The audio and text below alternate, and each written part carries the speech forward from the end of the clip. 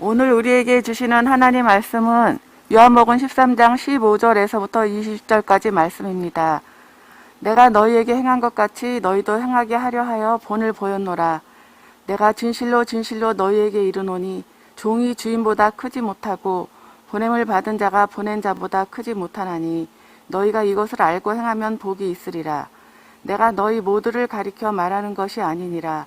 나는 내가 택한 자들이 누구인지 알미라. 그러나 내 떡을 먹는 자가 내게 발꿈치를 들었다 한 성경을 응하게 하려는 것이니라. 지금부터 일이 일어나기 전에 미리 너희에게 일러둠은 일이 일어날 때에 내가 그인 줄 너희가 믿게 하려 함이로라. 내가 진실로 진실로 너희에게 이르노니 내가 보낸 자를 영접하는 자는 나를 영접하는 것이요 나를 영접하는 자는 나를 보내신 이를 영접하는 것이니라. 우리가 믿는 하나님은 완전하신 하나님입니다. 하지만 하나님을 믿는 우리는 완전하지 않습니다. 그러다 보니까 하나님을 믿는 사람들의 모임인 교회나 교단이나 개신교 내에서도 많은 부족한 부분들이 노출되고는 합니다. 그런 여러 가지 병폐라고도 말할 수 있는데 그 중에 하나를 꼽으라면 기복주의를 꼽을 수 있습니다. 단지 복을 구하는 것 그 자체가 목적이 되어버린 신앙의 형태를 말하는 것이죠. 처음에는 복을 주시는 하나님으로부터 시작을 했습니다. 하지만 점점 그 시선이 하나님에게서부터 멀어지고 복에 쏠리기 시작하면서 기복주의는 문제를 일으키기 시작합니다. 나중에는 그것이 하나님으로부터 오는 복인지 세상으로부터 오는 복인지를 구분하지 못하는 지경에까지 이르게 되죠. 그러다 보니까 일각에서는 그러한 기복주의를 경계한다라는 명분으로 오히려 하나님께서 주시는 그 복 자체를 이제 가볍게 여기는 그런 분위기도 있습니다. 하지만 그것도 결코 성경적인 자세는 아닙니다. 창세기 1장 27절로 28절까지 말씀을 보면 하나님께서 당신의 형상을 따라 남자와 여자를 지으시고 나서 그들에게 명하시는 말씀이 기록되어 있습니다. 생육하라, 번성하라, 땅을 정복하라, 땅 위에 있는 모든 것들을 다스리라라고 말씀하시죠. 하지만 성경은 단지 하나님의 그런 말씀만을 기록하고 있지 않습니다. 그 사이에 그들에게 복을 주시며 그러한 말씀을 전하셨다고 기록하고 있습니다. 그렇기 때문에 우리가 일반적으로 복이라는 것을 떠올렸을 때 생각할 수 있는 여러 가지 상황들, 그런 것들이 무조건 세속적이고 비성경적이라고 말할 수는 없습니다. 우리는 분명히 복 주시는 하나님께 그 하나님으로 말미암는 그 복을 구해야만 합니다. 다만 문제가 된다면 하나님이 우리의 목적이 되시고 하나님으로 말미암는 복이 수단이 되어야 할 텐데 우리가 이것이 바뀌었기 때문에 문제가 되는 것이죠. 결과적으로 목적이 복으로 고정되면서부터 하나님은 단지 그 복을 받아내기 위해 필요한 수단으로 전락했기 때문에 문제가 됩니다. 물론 하나님은 그런 수단으로 전락되는 분이 아닙니다. 다만 우리가 하나님을 그렇게 인지하는 순간부터 하나님과 우리 사이의 관계가 틀어지기 때문에 기복주의에는 문제가 있는 것이죠. 그렇다면 우리는 성경이 말하는 복이 무엇인지를 한번 확인해 볼 필요가 있습니다. 사실 성경에 너무 많은 부분에서 복을 다루고 있기 때문에 저는 이 시간 그 모든 것을 다 다룰 생각은 없습니다. 우리가 알고 있는 가장 대표적인 몇 구절을 통해서 충분히 오늘 말씀에 그런 이해를 도울 수 있다고 생각하기 때문에 그 부분들을 중심으로 살펴보도록 하겠습니다. 구약 성경에서 복하면은 대표적으로 떠오르는 인물은 아브라함입니다. 그에 관한 이야기는 창세기 12장부터 기록이 되고 있죠. 그는 원래 잘 살고 있었어요. 그런데 어느 날 하나님께서 그를 찾아오십니다. 그 가정을 떠나고 그 친척을 떠나고 고향을 떠나서 하나님께서 지시할 땅으로 가라고 말씀하시죠. 지금이라도 어느 누군가에게 하나님께서 다짜고짜 내가 지시할 땅으로 가라, 여기 있는 모든 것을 다 포기해라 라고 얘기하신다면 우리는 그것을 섣불리 따르기 어려울 것입니다. 하나님께서는 그에게 약속을 하셨어요. 그렇기 때문에 또 그 다음 일이 일어날 수 있었죠. 하나님의 약속, 창세기 12장 2절에 기록되어 있습니다. 너로 큰 민족을 이루게 할 것이다. 내가 너에게 복을 주어서 너의 이름이 창대케 될 것이다. 너는 복의 근원이 될 것이다 라고 말씀하시죠. 자, 이 말씀이 우리가 조금 전에 살펴본 창세기 1장 28절 말씀과 비슷한 어떤 흐름이 있는 것을 우리는 확인할 수 있습니다. 다시 한번 비교해 보겠습니다. 하나님께서 아담과 하와에게 복을 주시고 그 다음에 말씀하세요. 자손을 많이 낳아라. 번성해라. 그리고 그 땅 위에 있는 것들을 다스리고 그것들과 더불어서 조화롭게 살아라. 그렇게 정복해가며 살아라라고 말씀하세요. 아브라함에게도 마찬가지입니다. 그에게 복을 주시고 이름을 창대하게 하겠다고 말씀하시죠. 많은 민족을 이루게 하겠다고 말씀하십니다. 다시 보면은 우리가 생각하는 그런 개념의 복이 사실은 하나님께서 복을 주신 뒤에 일어나는 결과라는 것을 알 수 있죠. 그러니까 우리가 쉽게 기도할 때 하나님, 우리 자녀가 잘 되게 해주세요. 뭐 내 아내가 건강하게 해주세요. 우리 남편이 하는 그 사업이 잘 되게 해주세요. 라는 일종의 이런 복을 구했던 내용들이 사실은 하나님께서 복을 주시면 나타나는 결과의 일종이라는 것이죠. 다시 말하면 우리는 지금까지 복을 구한 게 아니라 복의 결과를 구하고 있었던 것입니다. 그러다 보니까 자꾸 뭔가 하나님과의 접촉점에서 마찰이 일어났던 것이죠. 먼저 우리가 완전하게 복이 무엇인지 알고 복을 구할 때 그 복의 결과가 드러나게 돼야 되는데 우리는 이미 복의 결과를 우리가 정해놓고 구하다 보니까 기도를 열심히 하면서 오히려 시험에 드는 경우가 그러한 이유 때문입니다. 내가 우리 가정에 이러한 문제를 놓고 그렇게 오랜 동안 기도를 하고 금식을 하고 작정을 해서 헌금을 하고 때로는 여러 막 기도원을 찾아다니고 했는데 왜 여전히 기도 응답이 없는 것이지? 그러고 나중에 스스로 결정을 내리자. 하나님은 안 계시는구나. 하나님은 분명히 살아계십니다. 분명히 당신의 택한 자들의 기도를 들어주십니다. 그런데 왜 우리는 기도 응답이 그렇게 쉽게 오지 않는다고 생각하는 것일까요? 이미 말씀드렸습니다. 복을 구한 것이 아니라 복의 결과를 우리가 이미 정해놓고 구했기 때문이죠. 자녀가 이제 학교 갔다가 이제 집에 왔어요. 배가 고픕니다. 어머니가 그 자녀를 위해서 맛있는 음식을 준비하고 있어요. 아이가 얘기를 해요. 엄마, 난 배가 고파요. 짜장면 시켜주세요. 근데 엄마는 지금 이 아이를 위해서 다른 맛있는 거를 준비해 놨어요. 근데 아이는 단지 자기가 원하는 짜장면이 아니라는 이유만으로 엄마는 나를 사랑하지 않는구나라고 얘기한다면 그게 과연 맞는 말일까요? 아니죠. 엄마의 사랑을 전혀 이해하지 못하는 것이 되는 겁니다. 우리도 마찬가지예요. 그렇다면 복이 무엇인지 조금 더 구체적으로 알아야겠죠. 우리는 그동안 복이라고 생각했던 것이 복의 결과라면 그 복이 무엇일까? 우리가 또 복하면은 떠오르는 성경 구절이 어디가 있나요? 뭐 많이 있습니다. 시편 1편은 어떻습니까? 시편의 가장 처음을 장식하는 1편은 1절부터 이렇게 시작합니다. 복 있는 사람은 그렇다면 과연 복 있는 사람은 어떤 사람입니까? 그 사람이 우리의 모델이 되어준다면 그러면 우리 또한 그 사람처럼 복 있는 사람으로 살 수 있기 때문이죠. 근데 여기서 말한 복 있는이라고 번역된 히브리어의 원래 뜻은 곧다, 똑바로 가다라는 의미를 가지고 있어요. 약간 혼란스럽습니다. 우리가 생각하는 복과는 너무 거리가 먼 뜻이에요. 똑바로 가다? 곧은 길을 가다? 그게 무슨 복이죠? 우리 입장에서는 정말 우리가 똑바로 의로운 길을 가면 복을 받는다든지 아니면 복을 받았기 때문에 그런 넉넉함과 그 여유 속에서 옳은 길을 간다든지 이렇게 해석할 수는 있는데 그냥 단지 곧은 길을 간다?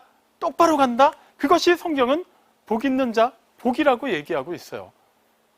그러면 우리는 이 부분이 정확히 무엇을 의미하는지 그 다음 내용들을 살펴볼 필요가 있습니다. 복 있는 자는 그 의미를 넣어서 얘기해 보겠습니다. 곧은 길을 똑바로 가는 자는 악인의 길을 따르지 않습니다. 죄인의 길에 서지 않습니다. 오만한 자의 자리에 앉지 않습니다. 오직 여호와의 율법을 즐거워하여 그것을 주야로 묵상합니다. 여전히 우리는 혼란스러울 거예요. 그러니까 우리 입장에서는 하나님의 말씀을 열심히 묵상하는 것, 그래서 그 말씀 속에서 뭔가 좀 복의 좀 키워드를 찾아내고 그 말씀 가운데 뭔가 은혜를 받고 그 말씀으로 말미암아 좀 더 복된 삶을 살기를 원하는 게 내심 우리의 속마음인데 성경이 말하는 것은 곧은 길을 가는 사람은 오직 여호와의 말씀을 즐거워하며 그것을 주야로 묵상한다고 얘기하고 있어요. 그렇다면 이 복 있는 사람과 반대편에 있는 사람을 대조해 보면 조금 더 이해가 쉽게 될 겁니다. 자, 악인이 나왔어요. 죄인이 나왔어요. 그 다음에 오만한 자가 나왔습니다. 저는 이 죄인에 주목해 보려고 합니다. 어차피 같은 부류의 사람이에요. 복이 없는 사람들입니다. 하나님과 전혀 상관이 없는 사람들이에요. 자, 죄인. 말 그대로 죄를 짓는 사람이죠.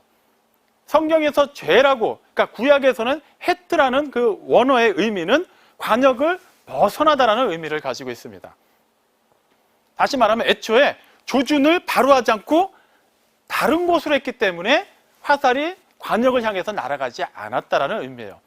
그게 복 있는 사람과 전혀 반대편에 있는 사람의 성격을 얘기하고 있습니다. 그럼 무슨 의미가 되죠? 복 있는 사람, 의로운 사람, 하나님이 인정하시는 믿음의 사람은 하나님을 향해서 그 고든 길을 똑바로 가는 사람이에요. 애초에 하나님 외에 다른 것을 추구하지 않습니다. 이쯤 되면 조금은 감이 오실 겁니다. 아, 복이란 어떠한 상황을 얘기하는 것이 아니라, 어떠한 일어난 일을 말하는 것이 아니라 하나님과의 관계, 하나님과의 관계가 특히 가까워지는 것을 의미한다는 것을 말이죠. 시편 73편 28절은 이것을 조금 더 구체적으로 얘기합니다. 하나님께 가까이 하는 것이 내게는 복이다라고 시편 기자가 고백해요. 우리에게도 마찬가지예요. 하나님께 가까이 하는 것, 그게 바로 복입니다. 이제 명확해졌는데 여전히 우리는 뭔가 시원하지가 않아요. 아, 하나님께 가까이 하는 건 뭔가 너무 추상적인 것 같고, 아, 지금은 그것보다도 조금 더 구체적인 복을 우리는 원했는데 하나님께 가까이 가는 것, 그것이 복이다. 자, 누가복음에서 주님께서 하신 또 비유 하나를 살펴보도록 하겠습니다. 주님께서는 탐심을 물리치라고 말씀하시면서 누가복음 12장 13절로 21절 사이에 어느 한 부자에 관한 말씀을 비유로 제시하셨습니다. 그 부자는 어느 해 이게 농사에서 풍년이 이제 와서 많은 소출을 거두게 되었어요. 그러니까 행복한 고민에 빠지게 된 겁니다. 원래 고가는 있는데 지금 이 소출한, 이 수확한 농작물들을 다 넣어두기에는 너무나도 곡간이 작은 거예요. 기존에 있던 곡간도 그는 이미 부자이기 때문에 그가 부유하게 사는 데는 전혀 부족함이 없는 공간이었습니다. 하지만 그는 그 넘쳐나는 그 수확물을 어떻게든 자기가 다 소유하기를 원했어요. 그래서 상상의 나라를 펼칩니다. 원래 있던 곡간을 다 허물어버리고 더 큰 곡간을 지어서 이번에 수확한 모든 농작물들을 다 거기다가 보관하고 원래 자신이 소유하고 있던 물건도 다 거기다 넣어놓는 것을 상상해요. 그러니까 기분이 너무 좋아진 겁니다. 그래서 자기 스스로에게 얘기해요. 내 영혼아, 나를 위해서 이 곡간에 너무나도 풍족하게 채워놨으니 이제부터는 이것을 즐겁게 즐기고 누리고 먹고 마시고 나를 위해서 정말 즐겁게 살자라고 얘기해요. 어떻게 보면 약간 얄미울 수 있지만 그 자체가 크게 문제되지는 않습니다. 그 사람 땅이에요. 그 사람이 부자니까 그 사람 밑에 있는 종들을 부려서 정당한 방법으로 농사를 지었을 겁니다. 원래 그 사람 곡간이에요. 그 수확물도 그 사람 겁니다. 얼마든지 그 사람 마음대로 할 수 있어요. 그 사람이 곡간을 더 크게 짓던지 아니면 그냥 원래 곡간에다가만 드리고 남는 것은 남을 나눠주던지는 전적으로 그 사람의 의지에 따른 일이죠. 그런데 그 사람에 대한 평가를 하나님께서는 뭐라고 하시냐 하면 그 누가복음 12장 20절에 보면 어리석은 자요라고 얘기하세요. 우리가 생각할 때는 어리석은 행동 같지는 않아요. 하지만 하나님 기준에서는 어리석은 자라고 얘기하십니다. 그러면서 뭐라고 말씀하시죠? 오늘 밤에 너의 영혼을 내가 도로 찾아갈 것이다. 그러면 너가 지금 가지고 있는 이 모든 재산이 다 누구의 것이 되겠느냐라고 되물어보십니다. 도로 찾아가시겠다고 해요. 무슨 말이에요? 그 사람의 영혼은, 우리의 영혼은 소유주가 하나님이라는 거예요. 근데 그 사람이 뭘 잘못했나요? 그 사람이 부자인 게 잘못인 게 아니에요. 우리 간혹 가다가 성경을 잘못 해석을 하면 마치 부자는 뭔가 되게 악의 축에 속해 있는 것 같고 가난해야만 마치 굉장히 복음적이고 영적이고 하나님 편에 서 있는 것 같이 생각하지만 결코 그거는 아닙니다. 그가 부자여서 문제가 됐던 것이 아니라 그가 자신의 영혼이 자신의 것이라고 생각한 것이 문제가 된 거예요. 좀 전에 말씀드린 것처럼 복이란 하나님과의 관계가 친밀하고 그만큼 더 가까워지는 겁니다. 복 있는 사람, 그 사람에게 복이 넘쳐나면 넘쳐날수록 그것은 하나님과 그만큼 가까이 가고 있다는 것으로 드러나기 마련인데 그 사람은 자신이 가지고 있는 그 모든 것의 근원이 하나님이라는 것을 완전히 지워버린 사람이었어요. 내 땅이에요. 내 수확물이에요. 내 종을 부려서 내 재산으로 정당하게 얻은 것이기 때문에 다 나를 위해서 써도 된다고 생각을 했습니다. 하지만 그는 잊고 있었어요. 그가 그렇게 살아있게 된 것은 그에게 하나님께서 생명을 허락하셨기 때문이에요. 그날도 그를 이 땅에서 데려가지 않으셨기 때문에 그는 그 수확한 농작물들을 보면서 기뻐할 수 있었죠. 그가 그러한 땅을 가지고 그러한 땅 속에서 부유하게 삶을 누리며 살 수 있었던 것도 하나님께서 그에게 허락해 주셨기 때문이에요. 그를 살려주셨기 때문이고 그에게 그러한 종들을 붙여주셨기 때문이고 그에게 그러한 부유한 집에서 태어나게 해주셨기 때문이죠. 그는 그 근원으로 올라가서 하나님을 향해서 그의 영혼이 더욱더 가까이 나가야 된다는 것을 잊었습니다. 어리석은 자였죠. 그는 실제 땅에서는 부유함을 누렸지만 하나님 앞에서는 전혀 그 복의 결과를 누리지 못한 사람이 된 것입니다. 이처럼 우리가 생각하는 정말 부자가 되는 것, 건강해지는 것, 명예롭게 되는 것, 뭐 이렇게 잘 되는 것, 그런 것이 그 자체가 복이 된다고 한다면 분명히 이러한 문제가 생길 수도 있어요. 그것이 하나님으로 말미암아 생긴 그렇게 도출된 복의 결과라면 얘기가 달라지기 때문입니다.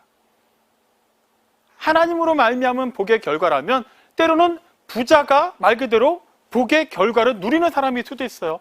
그가 가지고 있는 그 넉넉함을 가지고서 구제하고 선교하고 다른 또 사회에 다른 이들의 유익을 위해서 얼마든지 나눌 수 있습니다. 그렇다면 그에게 맡겨진 그 부유함은 복의 결과라고 할 수 있죠. 하지만 우리 주변에서는 다 그런 사람들만 있는 것은 아닙니다. 뭐 굳이 이름을 대지 않아도 대기업의 CEO가 세상을 떠나고 나면 대개는 그 다음 수순이 비슷하게 흘러갑니다. 자녀들이 그 상속 가지고 막 싸우기 시작해요. 같은 혈육인데도 불구하고 원수가 됩니다. 막 법정 싸움을 하고 언론에서 그것이 대서특필이 되고 그런 망신을 당하는데도 개의치 않아요. 한 푼이라도 더 내 것이 될 수만 했다면 그런 거 신경 안 쓰는 모습을 우린 너무나도 많이 봤죠. 그런 경우는 어떤 경우입니까? 오히려 그 물질의 부유함이 그들에게는 화가 된 것이죠. 건강도 마찬가지예요. 건강한 사람이 그 건강한 몸을 가지고 정말 다른 약한 사람, 어려운 사람들을 돕는 데 자신의 힘을 쓸 수 있고 하나님의 영광을 나타내는데 또 적극적으로 사용할 수 있다면 그에게 그 건강이 정말 아름다운 복의 결과물이라고 할 수 있죠. 하지만 그 건강한 몸을 가지고 나쁜 짓을 하는 사람도 있습니다. 조직폭력배들, 비시비시한 사람들은 할 수가 없어요. 건강한 사람들이 그 일을 해요. 하지만 그들은 그 건강을 가지고 나쁜 데 사용하고 있습니다. 결과적으로는 건강해야 된다, 부자가 돼야 된다라는 그런 우리가 생각하는 어떤 부요함, 그런 잘됨의 상징들은 그 자체가 복이 될 수 없다는 것을 우리는 분명히 알고 있어야만 해요. 그것은 주님께서 신약 성경에서 하신 말씀에서도 찾아볼 수가 있죠. 산상수훈의 첫 번째 내용을 장식하고 있는 것은 팔복에 관한 이야기입니다. 그런데 거기서 윤념에서 보시면은 첫 번째 복이나 마지막 복의 결과가 같다라는 거예요. 심령이 가난한 자는 복이 있나니 천국이 그들의 것이며 마지막 의를 위하여 박해를 받는 자는 복이 있나니 천국이 그들의 것입니다. 처음과 나중이 똑같습니다. 천국이에요. 하나님의 나라입니다. 그 외에 다른 6가지도 마찬가지예요. 팔복을 쭉 생각해 보겠습니다. 우리가 생각하는 그런 복이랑은 사실 거리가 좀 멉니다. 심령이 가난한 자, 애통하는 자, 온유한 자, 의에 줄이고 목마른 자, 긍휼히 여기는 자, 마음이 청결한 자, 화평케 하는 자, 의를 위하여 박해를 받는 자. 우리가 생각하는 복과 밀접한 관계가 있나요? 그렇진 않아요. 우리는 가급적이면 막 애통해하고 싶진 않아요. 가급적이면 막 의에 줄이고 목마르기보다는 그냥 늘 넉넉하기를 원합니다. 물론 긍휼히 여김받는 것도 좋고 긍휼히 여기는 것도 좋지만 늘 그렇게만 살기에는 뭔가 나만 손해본다는 그런 느낌을 지울 수가 없어요. 의를 위해서 박해를 받는다? 그거는 사실 나와는 거리가 먼 일이라고 생각하기 쉽죠. 하지만 하나님께서는 그러한 자가 복이 있다라고 말씀하세요. 여기서도 핵심이 뭡니까? 어떤 상황이 아니라 상태를 얘기하고 있어요. 하나님 앞에서 자신의 모습을 살펴보니까 얼마나 자신의 심령이 가난한지를 알게 됐어요. 자신이 얼마나 의로운지 그렇게 착각하고 살았는데 실제 하나님 앞에 그 빛 앞에 자신의 모든 것을 들춰내놓고 보니까 얼마나 가난한지를 알게 되었어요. 애통할 수밖에 없죠. 하나님으로 말미암아 그 위로와 그 능력과 그 치유가 있지 않으면 나는 영원히 이 의에 대해서 줄이고 목마른 자로 있을 수밖에 없다는 것을 알게 돼요. 하나님께서 채워주시면 그것으로 말미암아 우리는 진실로 청결하게 되고 하나님의 긍휼을 받았기 때문에 우리 또한 하나님의 그 은혜를 따라 긍휼히 여기는 자가 될 수 있는 거예요. 내가 하나님의 그 의로 말미암아 이렇게 새롭게 된 것을 진실하게 깨달았고 고백할 수 있기 때문에 그 의가 전해지기 위해서 나는 기꺼이 받기를 감수할 수 있게 되는 거예요. 그런 사람이 하나님께서는 복 있는 자라고 인정하시는 사람이라는 거예요. 우리가 과연 복 있는 사람인가? 그것을 살펴보기 위해서는 우리는 이러한 면면들을 살펴봐야만 합니다. 과연 나는 하나님과 가까이 가기 위해서 얼마나 노력하고 있는지, 나는 과연 복 있는 사람이 되기 위해서 얼마나 하나님을 추구하고 있는지를 살펴봐야만 하는 것이죠.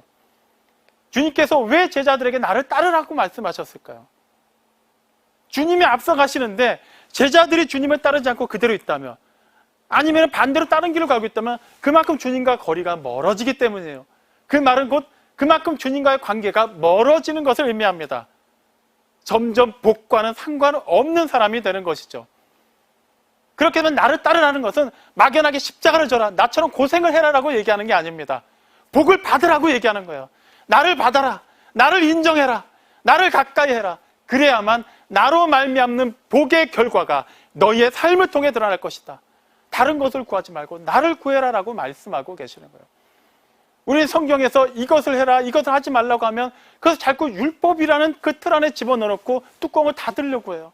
아, 그거는 예전 얘기고 우리와 상관이 없는 얘기고 뭔가 너무나도 막 우리에게 압박을 주는 것 같고 우리를 오히려 더 옥죄는 것 같고, 우리는 사랑의 하나님만 보기를 원하고 우리는 복음만을 듣기 원하고 우리는 그냥 뭔가 자유롭기만을 원한다고 생각을 하죠.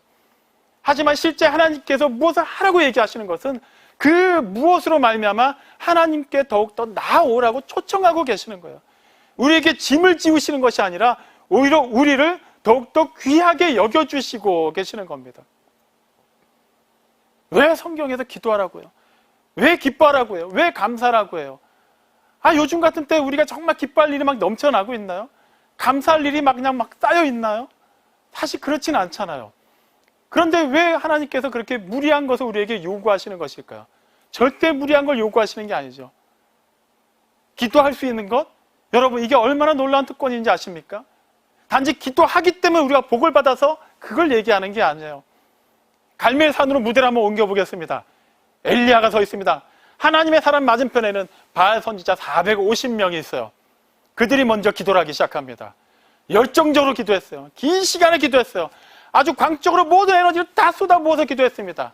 결과는 어떤 응답도 없었어요. 오히려 그들은 그 광적으로 기도한 그 자리에서 목숨을 잃어야만 했습니다. 이유가 무엇이죠? 그들의 기도는 하나님과는 전혀 관계가 없었기 때문이에요. 하나님과 전혀 접촉점이 없었기 때문입니다. 하나님께 나아가지 않았기 때문이에요. 얼마나 오래 기도했는가, 얼마나 길게, 얼마나 뜨겁게, 얼마나 헌금을 많이 하면서, 얼마나 말씀을 많이 보면서 기도했는가가 핵심이 아니에요. 얼마나 하나님께 가까이 나아갔는가가 핵심이 되어야만 합니다. 하나님께서 우리에게 계속해서 말씀을 주실 때, 깨달음을 주실 때 우리가 얼마나 그것에 반응하여서 따르고 있는지, 가까이 나가고 있는지, 우리는 그것을 통해서 내가 과연 복 있는 사람인지를 확인해 봐야만 합니다. 하나님께로 나아가면 그 다음에 하나님이 책임지신다고 말씀하셨기 때문이죠. 아까 산상수훈의 팔복을 다시 한번 볼게요. 처음과 마지막의 결론이 뭐라고 했죠? 천국이에요. 하나님의 나라입니다.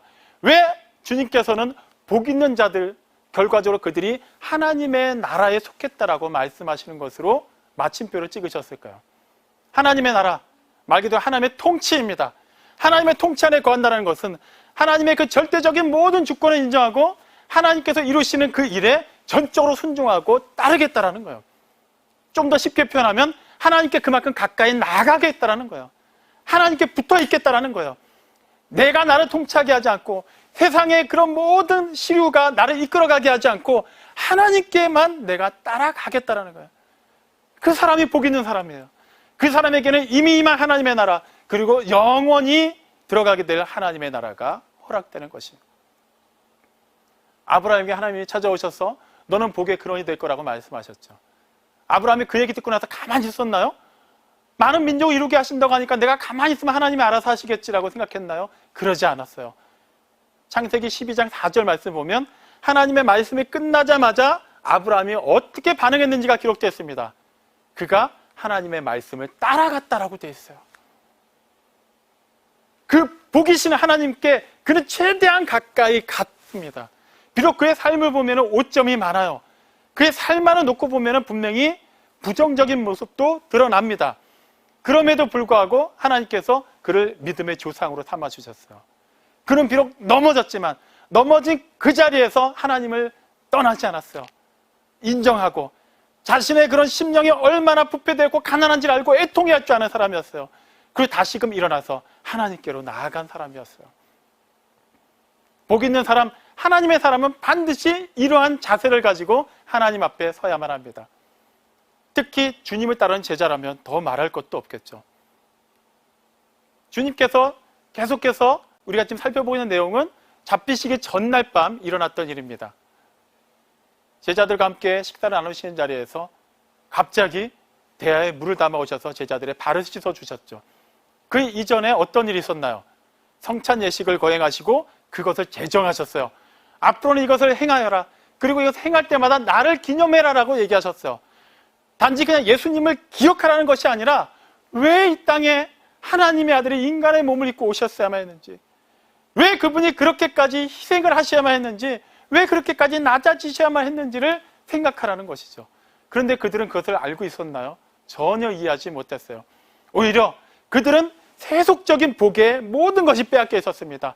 우리 주님이 이제 이 유월절 기간에 많은 유대인들 사이에서 뜻을 선포하시고 유대 나라를, 이스라엘을 회복하시면 왕이 되실 것이고 우리는 그 왕국에서 높은 자리 차지할 것이다. 그러면서 갑자기 싸우기 시작해요. 누가 1인자냐 2인자냐를 놓고 막 싸우기 시작합니다. 그래서 주님께서는 그 상황에서, 그 장소에서, 그 시간에 가장 그들에게 적합하고 이해 가능한 방법을 동원하셔서 섬기로 이 세상에 오신 당신을 알려주신 거예요. 그러면서 오늘 읽은 본문은 뭐라고 얘기합니까? 본을 보여주셨다고 얘기하죠. 너희도 그렇게 하게 하기 위해서.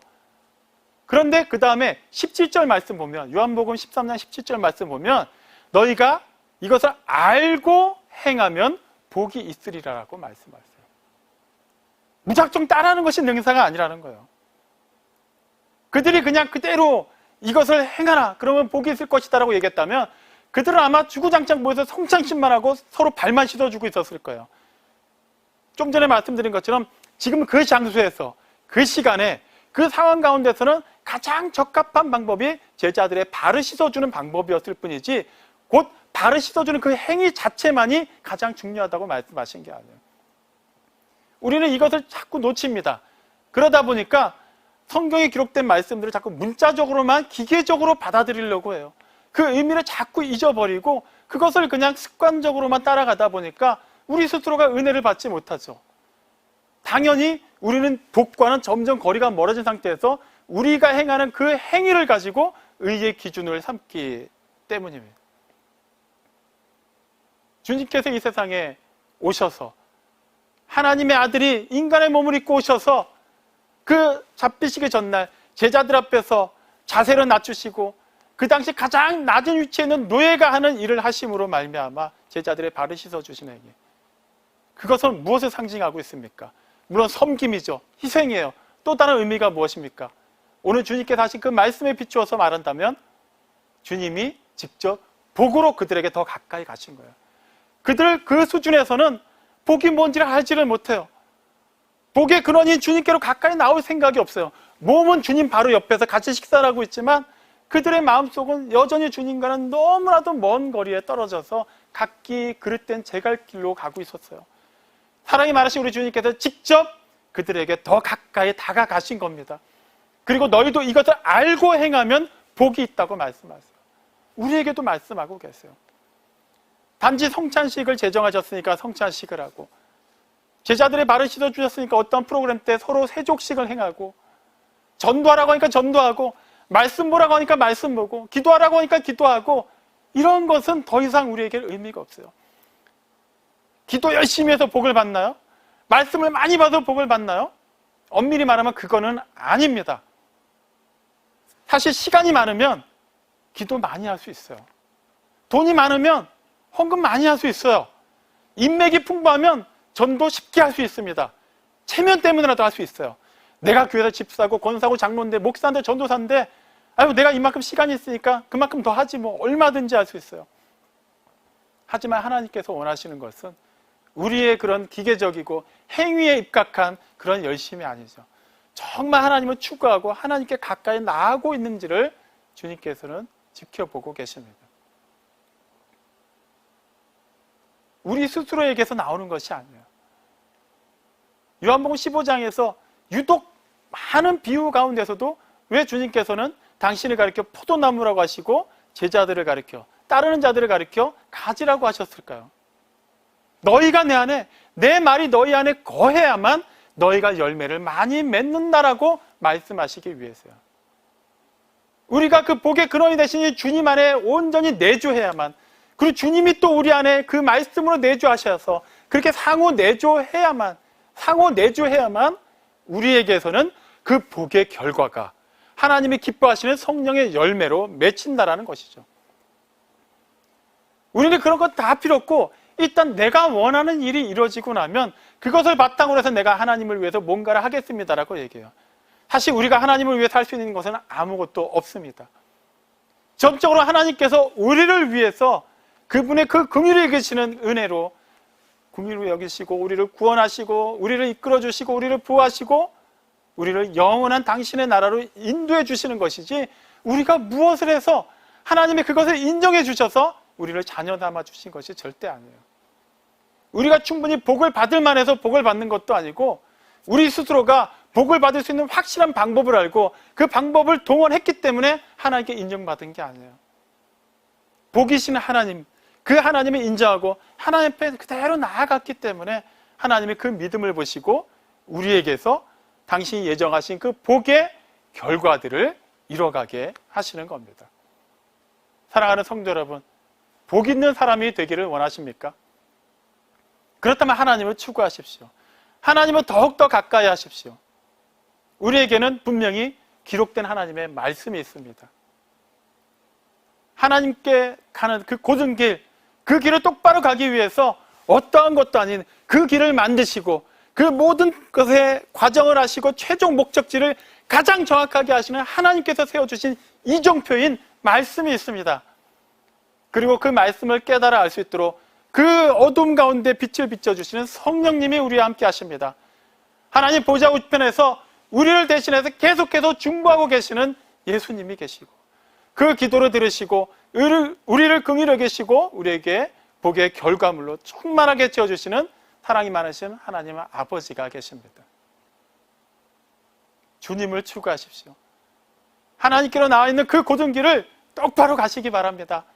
그리고 그 길이 되어주신 우리 주님이, 그 주님을 따라서 각자 섬김의 그 자리에서 하나님의 그 섬김과 사랑을 실천하시기 바랍니다.